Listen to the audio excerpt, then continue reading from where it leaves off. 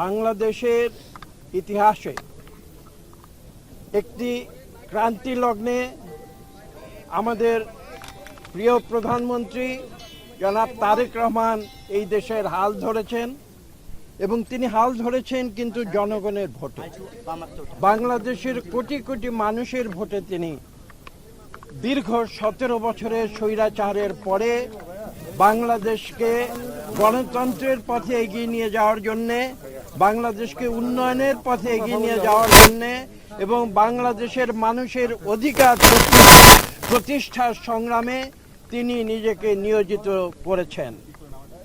এবং তারই ধারাবাহিকতায় আপনারা যে প্রশ্নটি করেছেন, তিনি যে মন্ত্রিসভা 6 মাস আগে গঠন করেছিলেন, এটা সারা বিশ্বে একটি স্বাভাবিক প্রক্রিয়া।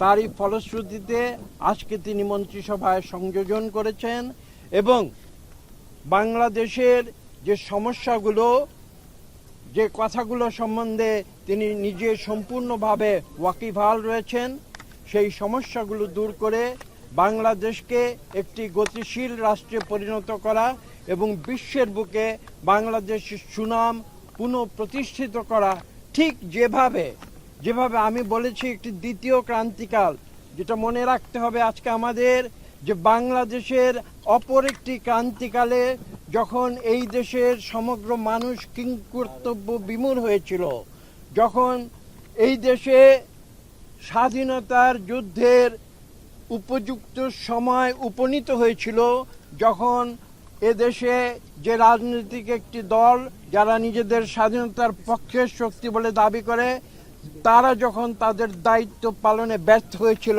সেই সময় তিনি শহীদ প্রেসিডেন্ট জিয়াউর রহমান কালুরঘাট বেতার কেন্দ্র থেকে স্বাধীনতার ঘোষণা দিয়েছিলেন।